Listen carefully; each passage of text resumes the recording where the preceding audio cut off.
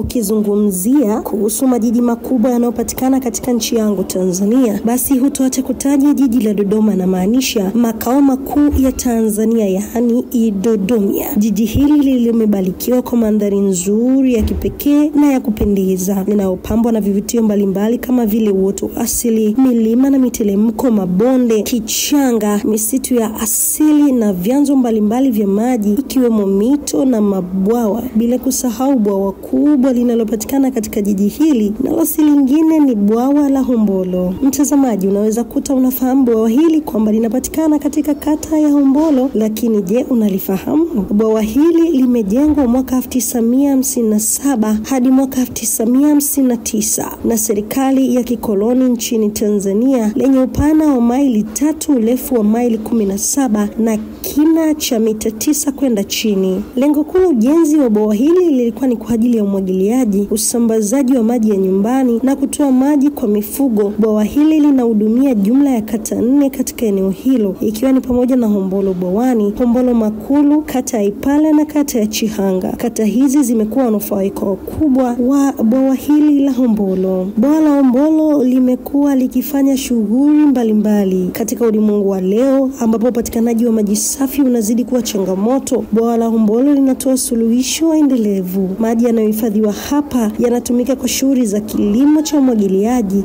zinazowasaidia wakazi wa kata hizi 4. Watu zaidi ya 500 wananufaika na bwawa hilo katika uzalishaji wa chakula. Aidha, kuna shughuli za uvuvi ambapo watu wa kata hizo wanavua samaki na kusaidia kupata kitoweo pamoja na fedha. Bwawa la Hombolo lilianzishwa mwaka 1957 hadi 59. Limejengwa na wakoloni wa Kiingereza. Mwanzo kabisa ilikuwa ni mbuga ambayo ilikuwa wananchi wanachungisha mifugo, wanazoa chumvi humo, lakini kwenye serikali ile ya kikoloni iliona kwamba ili bonde linafaa kuwatengenezea hawa wananchi bwawa, kwa sababu kile kipindi cha ukoloni ukisikia kiu ya maji au ukame wa maji ulikuwa ni ukame mkubwa sana. Kwa hiyo walijitahidi sana kulijenga hilo bwawa, lilikamilika mwaka 1959 toka 57. Ni kweli hili bwawa kama unavyoliona ni bwawa kubwa, na jinsi kama nilivyozungumza limejengwa huo mwaka, lakini lina upana wa maili 3, lina urefu wa maili 17 na kina kwa kwenda chini ni mita 9. Kina kwa kwenda chini.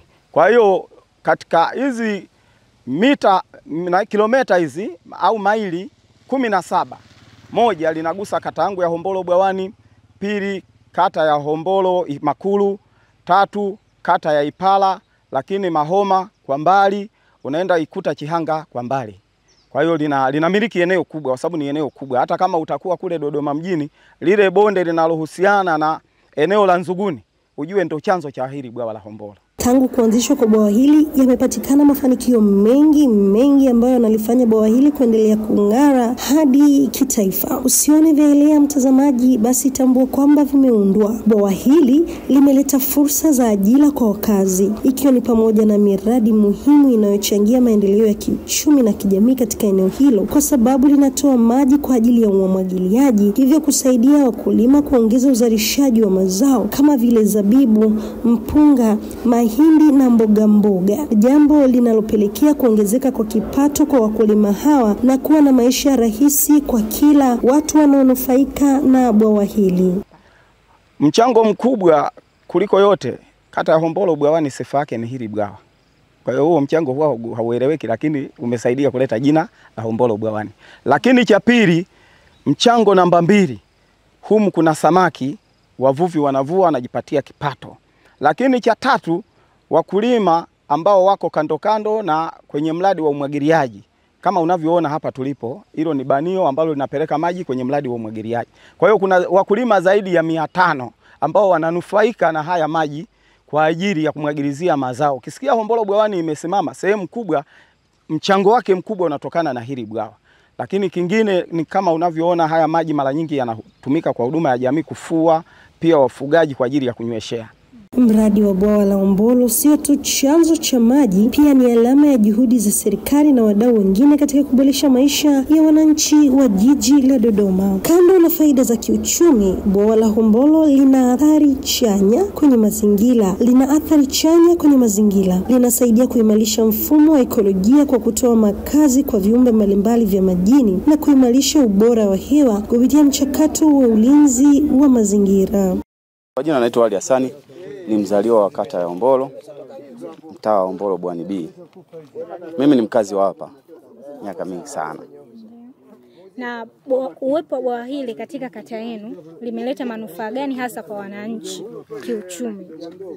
Manufaa yapo mengi. Kwanza kabisa tunajivunia kwanza kuwa na bwawa hili, lakini manufaa yaliyopo hapa ni asasa wakulima wengi wanategemea bwawa hili la Hombolo. Sasa kilimo cha zabibu Hombolo ndio kimeshamiri sana. Lakini pia ukiachana swala zima la wakulima wa zabibu, watu wavuvi nao wanategemea asilimia kubwa sana kujipatia kipato.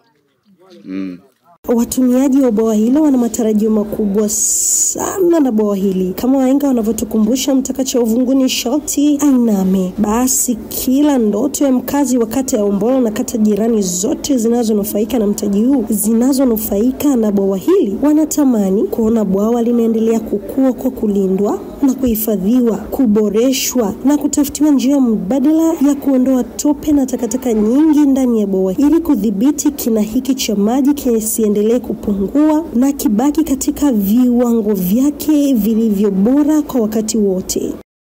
Naomba serikali iweze kutuwezesha bwawa, kwa sababu kila kukicha au kila siku miaka inavyozidi kwenda bwawa linapoteza ubora wake. Sasa kupoteza kimo cha kirefu kina cha bwawa linapoteza uhalisia kabisa. Sasa tulikuwa tunaomba serikali iweze kama kuna kama wana utaratibu wote wa kuweza kulisaidia bwawa labda likaongezeka urefu na kimo cha kwenda chini kidogo, inaweza ikasaidia. Lakini bwawa linapunguza kimo cha maji, kwa hiyo unakuta mvua ndogo lakini bwawa linajaa sana kwa sababu kimo kinakuwa kimepungua kwa sababu ya tope na mwingiliano labda wa takataka ambazo zinaingia. Sasa serikali ingesaidia kidogo, angalau wajue jinsi gani wanaweza kuliboresha ili bwawa likaendelea kudumu zaidi na zaidi. Mbali na hilo, matarajio yao makubwa kwa siku za baadaye ni kwamba bwawa hilo kuwa na uwanda mpana katika shughuli za uvuvi ili kuendelea kukuza kipato chao, na hii inachangia kuongezeka kwa pato la taifa katika sekta ya uchumi. Kikubwa ambacho naweza nikashauri, kwa sababu haya mabwawa mengi ya kuchimbwa haya yana muda, yana umri, hayaishi zaidi ya miaka 50. Hata hili mimi ninalisifia. Kwa hiyo endapo kama litaendelea kutoa huduma zaidi upande wa kilimo, litaendelea kutoa zaidi upande wa wafugaji, litaendelea kutoa huduma zaidi upande wa wavuvi. Kwa hiyo ni shauri tu kwamba waendelee kuliimarisha hili bwawa ili liendelee kutoa huduma zaidi na zaidi, kuleta sifa za Hombolo bwawani, kuleta pia tija kwa wananchi kwa ajili ya kupatia kipato.